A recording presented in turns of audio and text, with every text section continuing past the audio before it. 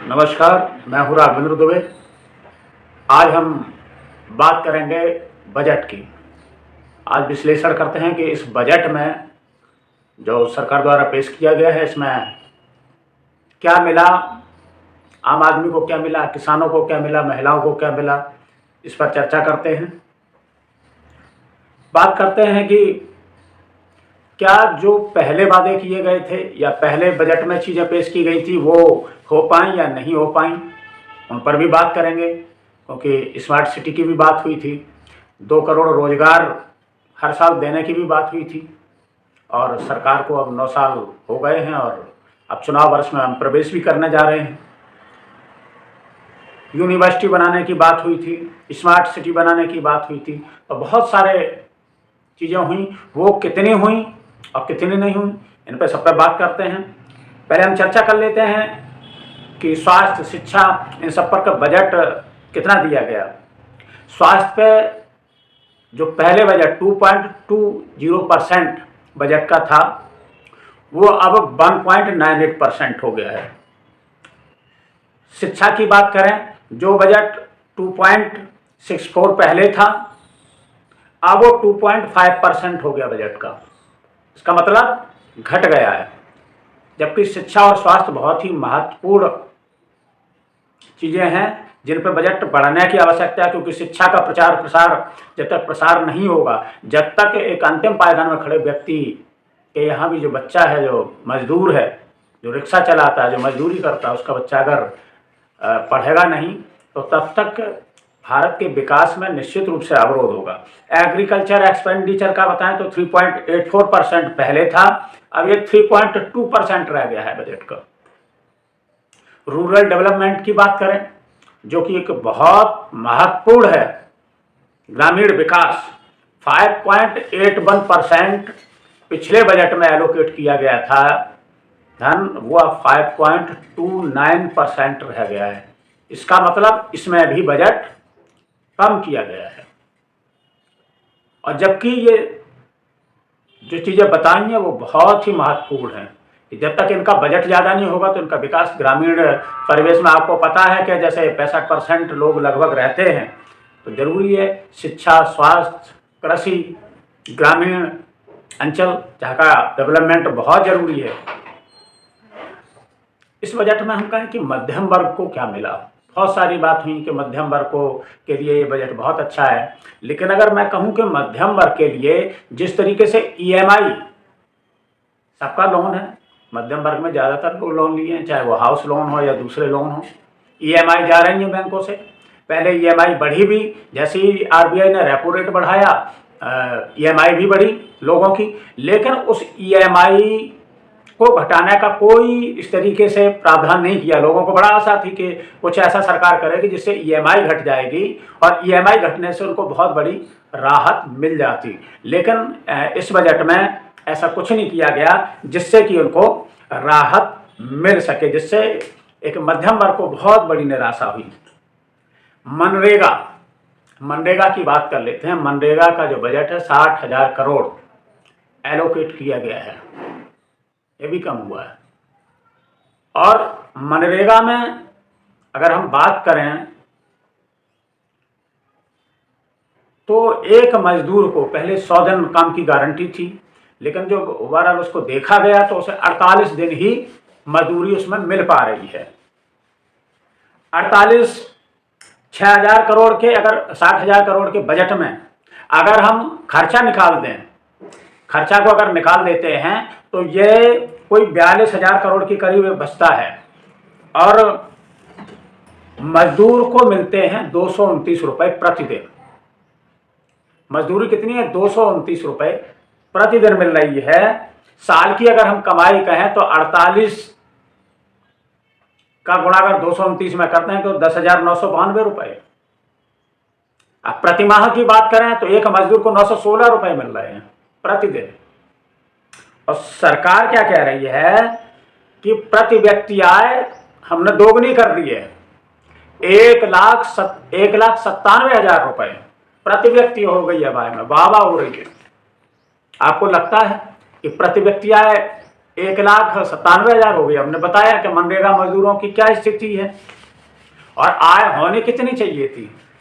जो मनरेगा मजदूरों की अभी हमने बताई कि पूरे आय होनी चाहिए थी प्रतिदिन, जो प्रतिदिन की आय 540 रुपये होना चाहिए। जो सरकार बता रही है 1,97,000 प्रति व्यक्ति आय सालाना।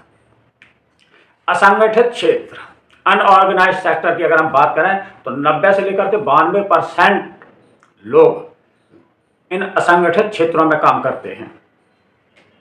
उसमें से भी 29 करोड़ लोगों ने तो काम खोजना ही बंद कर दिया। काम की तलाश थी, इतनी निराशा कि काम खोजना ही बंद कर दिया, काम भी नहीं है। अगर असंगठित क्षेत्र के लोगों की अगर बात करें तो उनकी जो औसत आय है वो 7,000 से 8,000 रुपये प्रति व्यक्ति है। लेकिन अगर सरकार के हिसाब से अगर देखा जाए कि जो आमदनी दोगुनी हुई है सरकार के हिसाब से तो उनकी 16,000 प्रति व्यक्ति होनी चाहिए, लेकिन ऐसा नहीं है। स्थिति ये हो गई है भारत में कि जो 25,000 रुपये प्रति माह कमा रहा है तो वो उन चोटी के लोगों में आ जाता है जो 10% में है। ये स्थिति है, उन चोटी के 10% लोगों में आ रहा है जो टॉप 10 25,000 कमाने वाला व्यक्ति। 25 करोड़ से ज़्यादा लोग ऐसे हैं जो 10,000 से प्रति माह कम कमाते हैं। ई श्रम पोर्टल पर देखा गया तो उसमें 28 करोड़ लोगों ने पंजीकरण किया रोजगार के लिए। 28 करोड़ लोगों ने तो पंजीकरण किया हुआ है। अब आप समझ सकते हैं कि यहाँ पर बेरोजगारी की स्थिति कैसी होगी भारत में। मतलब 90 से 94% जो लोग हैं वो 10,000 से कम कमाते हैं और सरकार जो आंकड़ा पेश कर रही है कि सालाना जो प्रति व्यक्ति आय वो दोगुनी हो गई 1,97,000। इसका मतलब कितनी बड़ी असमानता है। और इस असमानता का आपने उदाहरण भी देखा भी होगा, जो रिपोर्ट्स आई थी उसमें था कि 1% लोगों के पास देश की 40% संपत्ति है।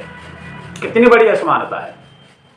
और 10% लोगों के पास मुझे लग रहा है कि 75% देश की संपत्ति है। तो ये वो देश है, कितनी बड़ी असमानता है उससे आप अंदाजा प्रति व्यक्ति आय का भी लगा सकते हैं। हम रोजगार की बात करें, इस बजट में रोजगार की कोई बात ही नहीं की गई है। प्रधानमंत्री ने जो अपने पहले कार्यकाल में घोषणा की थी कि 2 करोड़ नौकरी प्रति वर्ष युवाओं को मिलेंगी। 9 साल पूरे हो गए, 18 करोड़ लोगों को नौकरी मिलनी चाहिए थी, लेकिन ऐसा हुआ नहीं। सरकार ने लोकसभा में कुछ समय पहले अपना जवाब दिया था, उसमें था कि 22 करोड़ से ज़्यादा लोगों ने आवेदन किया और 7,22,000 लोगों को नौकरी केवल मिल सकी। तो ये सरकार का आंकड़ा है। तो आप सपने कितने भी बड़े दिखाएं, का बात यह कि धरातल पर कितनी चीज़ें सही से आ पाती हैं वो ज़्यादा महत्वपूर्ण है कि कितने लोगों को उसका लाभ मिल पाता है और कितने लोग उससे लाभान्वित हो सकते हैं कि वो गरीब तक योजना पहुंची भी या नहीं पहुंची। ये सारी चीज़ें, इस देश में 42% युवा बेरोजगार है। 42%। अब आप समझ सकते हैं कितनी बड़ी ये संख्या है। अभी बेरोजगारी के आंकड़े आए थे, शहरी क्षेत्र में तो 10% से ज़्यादा बेरोजगारी है। ओवरऑल 8.86 के आसपास है लगभग, और ये बहुत बड़ी बेरोजगारी है। प्रधानमंत्री कौशल विकास योजना, इस पर अभी भी जोर दिया गया। मैं पूछना चाहता हूं कि प्रधानमंत्री कौशल विकास योजना से कितने युवा दक्ष हुए, कितने लोगों को हुनर मिला, उनको कितनी नौकरी मिली, ये भी एक आंकड़ा आना चाहिए और आंकड़ा पेश करना चाहिए था सरकार को इसी बजट के साथ, जिससे कि चीज़ें काफ़ी साफ हो जाती। पता होना चाहिए कि कैसे। लोकसभा में एक प्रश्न किया गया था कि प्रधानमंत्री कौशल विकास योजना से विदेशों में कितने लोगों को रोजगार मिला। तो सरकार की तरफ से जवाब आया कि केंद्रीय मंत्री राजीव चंद्रशेखर ने जवाब दिया कि सरकार के पास विदेशों में नौकरी करने वालों का आंकड़ा नहीं है। क्या आप ये मानते हैं कि विदेशों में नौकरी करने वालों का आंकड़ा नहीं होगा? जब विदेशों में रहने वालों का आंकड़ा होता है तो इस पर भी आंकड़ा होना चाहिए। लेकिन जो सच्चाई है बेरोजगारी के, उससे बचने के लिए तमाम चीज़ें सरकार करती है। अभी एक बजट में पेश किया गया कि 30 स्किल सेंटर खोले जाएंगे, जो युवाओं को, दूसरों को, सबको स्किल सिखाएंगे, उनको एक हुनर सिखाएंगे। अगर हम ये अभी बात की गई है कि 30 स्किल सेंटर खोले जाएंगे। 2017 की बात करें, जब वित्त मंत्री अरुण जेटली जी थे, तो उन्होंने कहा था 100 इंडिया स्किल सेंटर खोले जाएंगे। वही बात अब क्यों कहा जा रहा है, जब पहली कहा गया था, उसी में फिर उन्होंने अगस्त में बोला कि 14 स्किल सेंटर खुल भी गए। इसके बाद 6 अप्रैल 2022 को उड़ीसा में केंद्रीय मंत्री धर्मेंद्र प्रधान ने पहले स्किल इंडिया सेंटर का उद्घाटन भी किया। और जब 19 दिसंबर 2022 में लोकसभा में उन्हीं की भाजपा सांसद अपराजिता सारंगी ने एक प्रश्न किया कि जो स्किल सेंटर खोला गया है उसमें कितने नामांकन हुए हैं, तो जवाब में राजीव चंद्रशेखर ने जवाब दिया कि अभी तक कोई नामांकन नहीं हुआ। अब आप समझ लें क्या स्थिति है। ये केवल आंकड़ों का भ्रमजाल है। सरकार जब तक सही मंशा से काम नहीं करेगी तब तक युवाओं को, किसानों को, बेरोजगारों को, महिलाओं को और जो गरीब लोग हैं उनको तब तक उसकी सही से दृढ़ निश्चय से काम नहीं करेंगे तब तक उनका लाभ नहीं पहुंच सकेगा। एक और इस बजट में अभी घोषणा की गई, 47 लाख छात्रों को स्टाइपेंड दिया जाएगा। मतलब कहें कि भत्ता दिया जाएगा उनको। 2016 में भी घोषणा हुई कि 2016 से 2020 तक 50 लाख छात्रों को स्टाइपेंड दिया जाएगा, लेकिन 2022 तक 13,40,000 छात्रों को ही केवल भत्ता दिया जा सका। लक्ष्य कितना था? 50 लाख।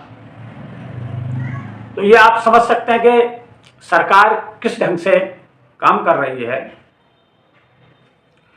2014 में अगर बात करें, जब मोदी सरकार आई तो सरकार पर कर्जा था 51 लाख करोड़ के लगभग।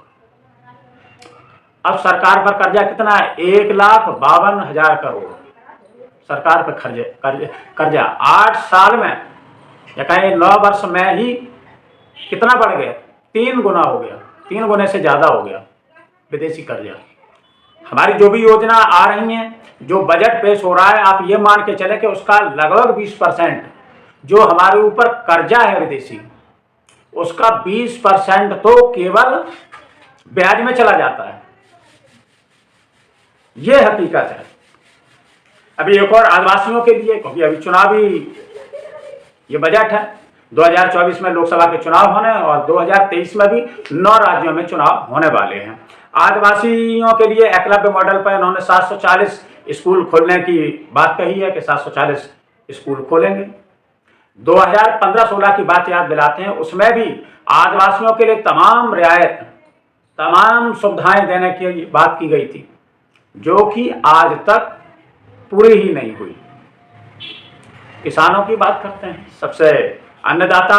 मैं कहूं कि कोरोना काल में अगर भारत की अर्थव्यवस्था को संभालने में सबसे बड़ा जो स्थान रहा, जिसका महत्वपूर्ण स्थान रहा, वो कृषि क्षेत्र रहा, किसानों का रहा, अन्नदाताओं का रहा, जिससे हमारी जो अर्थव्यवस्था है वो संभली रही। नहीं तो और सारे सेक्टर्स जितने थे वो तो पूरी तरीके से ध्वस्त हो चुके थे। किसानों की आमदनी दोगुनी करने की बात हुई थी 2022 तक। अब उसका कोई रोड मैप आपको दिखाई नहीं दे रहा होगा, तो वो कैसे आमदनी दोगुनी होगी?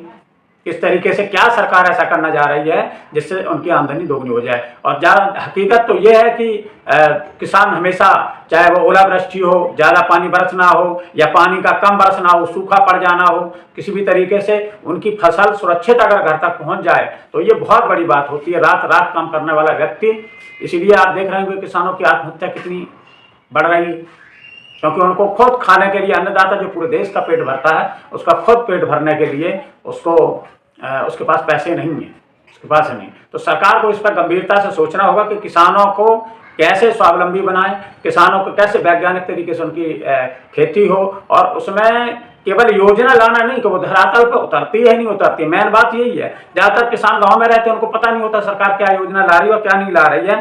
सरकार को खुद गांव में किसान के दरवाजे तक पहुंचना होगा, तब जाकर के इन चीज़ों का उन्हें लाभ मिलेगा। कृषि यंत्र जो है जिनका किसान उपयोग करते हैं उस पर भी आपने जीएसटी लगा दी। पहले जीएसटी था, आपने जीएसटी लगा दी। इस पर जीएसटी नहीं होनी चाहिए थी। सबको उम्मीद थी कि सरकार शायद इस पर जीएसटी खत्म करेगी, लेकिन सरकार ने कृषि यंत्रों पर भी जीएसटी खत्म नहीं की। और सरकार से इसी में अनुरोध करना चाहता हूँ वो इस पर जीएसटी हटाने का काम करे, क्योंकि किसान ऐसा वर्ग है जो हमारे देश की इकोनॉमी को आगे ले जाने के लिए बहुत मेहनत करता है। बहुत बजट का जो कैपेक्स है आपकी बार वो 10 लाख करोड़ का रखा गया है। ये अच्छी बात है कि 10 लाख करोड़ का कैपेक्स रखा गया। इसका मतलब ये है कि सरकार अपनी पूंजी लगा करके इंफ्रास्ट्रक्चर डेवलपमेंट करेगी, और ये अच्छी बात है। मुझे लग रहा है कि सरकार का शायद जो प्राइवेट सेक्टर्स की तरफ जो मोह था वो थोड़ा कम हुआ है, और मोह कम होगा सरकार खुद डेवलप करेगी, क्योंकि ज़्यादातर प्राइवेट सेक्टर को जिसको आप जो देंगे तो वो अपनी जेब भरेगा, इसके अलावा तो वो कुछ करेगा नहीं। इसलिए प्राइवेट सेक्टर की जगह अगर सरकार खुद करेगी तो ये अच्छी बात है, और ये होना भी चाहिए। इससे इंफ्रास्ट्रक्चर डेवलपमेंट अच्छा होगा। महंगाई पर भी कोई बात नहीं हुई।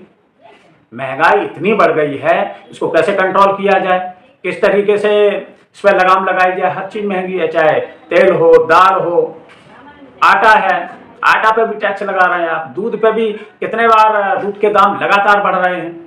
तो जो आम उपयोग की चीज़ें हैं, आम लोगों के उपयोग की चीज़ें हैं, उन पर अगर पैसे बढ़ेंगे तो किस तरीके से जो गरीब आदमी जिसकी इनकम कम हो गई है, जहाँ रोजगार कम हो गए हैं, जो लेबर मिनिस्ट्री से आपके आंकड़े आए थे कि 45 साल की सबसे ज़्यादा बेरोजगारी इस समय, तो सरकार के ये आंकड़े हैं। तो सरकार को चाहिए कि जब रोजगार चले गए, कोरोना काल में बहुत सारे उद्योग धंधे खत्म हो गए, बहुत सारे रोजगार चले गए। जो प्रधानमंत्री जी ने कहा था कि चप्पल पहनने वाला भी हवाई जहाज में घूमेगा, मुझे लग रहा है बहुत सारे ऐसे व्यवसायी थे जो खुद हवाई चप्पल में ही आ गए हैं, जो जहाज पर घूमते थे। सरकार ऐसी योजना बनाए जिससे कि उनको लाभ मिले, अर्थव्यवस्था मजबूत हो, और टैक्स जो बहुत ज़्यादा है उसको टैक्स को कम करने की जरूरत है कि आदमी ईमानदारी से उसको दे। नहीं तो बहुत बड़ी कंपनियां देखते हैं जो मध्यम वर्ग है, जिस पर संपत्ति बहुत कम है, मैक्सिमम पार्ट जो टैक्स का है वही देने का काम कर रहा है, और जो बड़े लोग हैं वो टैक्स बहुत कम दे रहे हैं। अगर ये बड़े लोग 10 ही अगर पूरा टैक्स दे दें तो शिक्षा का पूरा खर्च निकल आए।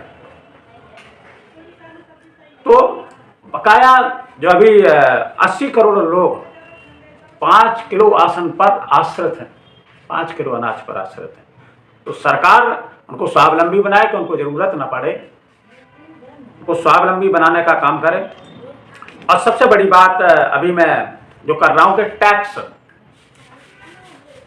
टैक्स स्लैब जो पहले था कि 5 लाख तक कोई टैक्स नहीं लगेगा, अगर आपकी इनकम 5 लाख तक है उस पर कोई टैक्स नहीं लगेगा। अब सरकार ने उसको स्लैब को बढ़ा करके 7 लाख कर दिया है कि अगर आपकी इनकम 7 लाख तक है तो आपको कोई टैक्स नहीं देना पड़ेगा। अब इसमें दोनों स्कीम लागू है, पुरानी व्यवस्था भी लागू है और नई जो न्यू रिजीम है वो भी लागू है। अब आपको चुनना है कि आपको कौन से वाले स्लैब में जाना है, पुरानी व्यवस्था में जाना है टैक्स की, या नई जो व्यवस्था सरकार ने दी उसमें जाना है। नई व्यवस्था में 7 लाख तक आपको कोई टैक्स नहीं देना है इनकम पर। लेकिन एक बात बताऊं, पुरानी जो व्यवस्था थी, पुरानी टैक्स व्यवस्था ये है कि उसमें अगर होम लोन आप ले रहे हैं या आपने लिया हुआ है उस पर 2 लाख तक की रिबेट आपको मिल जाती थी। 80C जिसमें इंश्योरेंस आप करा सकते हैं उसमें भी आपको 1.5 लाख तक की छूट मिल जाती थी या मिल जाती। मेडिकल इंश्योरेंस जिसे हम कहें 80D उसमें 25,000 तक की छूट, और NPS न्यू पेंशन स्कीम में भी 50,000 तक की छूट। अगर देखें मोटे तौर पर लगभग ये 4 लाख से ज़्यादा तक की छूट उसमें पुरानी जो टैक्स रिजीम है, ओल्ड टैक्स रिजीम है, उसमें 4 लाख तक की छूट मिल जाएगा। अब आपको फैसला करना है, जबकि जो 7 लाख तक की अभी नया स्लैब इन्होंने बनाया है कि आपको टैक्स नहीं देना पड़ेगा, उसमें ये व्यवस्था नहीं है। अब आपको फैसला करना है सरकार की क्या मंशा है? सरकार की मंशा ये भी हो सकती है कि आप होम लोन ना लें। सरकार की मंशा क्या ये भी हो सकती है कि आप मेडिक्लेम पॉलिसीज, इंश्योरेंस ये ना लें, सीधा आप टैक्स दें। अब जो उनका पोर्टल है उनमें आप देख भी सकते हैं कि उसमें पोर्टल में जो ओल्ड टैक्स रिजीम है उसको डिफॉल्ट कर दिया, वो मतलब दिखेगा नहीं, नया वाला दिखेगा लेकिन पुराना वाला नहीं दिखेगा। लेकिन आपको स्वतंत्रता है कि आप दोनों में से कोई एक चुन सकते हैं। अब वो आपको देखना है कि आपके लिए कौन सा ज़्यादा लाभप्रद है, उसको आप चुन सकते हैं। और दूसरी बात कि सरकार को रोजगार पर विशेष ध्यान देना पड़ेगा कि जब किसी व्यक्ति के पास इनकम होगी तभी वो इनकम टैक्स देगा, और इनकम ही नहीं होगी तो इनकम टैक्स क्या देगा। तो जरूरी ये है कि जो युवा है उसको स्वावलंबी बनाया जाए, उसको रोजगार के अवसर मिले जिससे कि उसकी रोजी रोटी चले, किसानों को सशक्त किया जाए, महिलाओं को सशक्त किया जाए। तो इस बजट को मैं तो कहूँगा कि धरातल पर उतारने की जरूरत है। कई बार बहुत सारे बजट एलोकेट हो गए लेकिन वो खर्च भी नहीं हुए। तो सरकार पहले ये सुनिश्चित करे कि जो बजट एलोकेट जिस मद के लिए किया गया है उसको पूरा खर्च किया जाए उसमें, और उसकी स्थिति क्या है उसका भी धरातल पर परीक्षण होता है। और यही कहूँगा, जुबान तो खोल, नजर तो मिला, जवाब तो दे, मैं कितनी बार लुटा हूँ हिसाब तो दे। नमस्कार, फिर मिलेंगे किसी नए मुद्दे के साथ। धन्यवाद। आपसे बस यही निवेदन है कि आप इस YouTube चैनल को सब्सक्राइब, लाइक और कमेंट भी करें। धन्यवाद।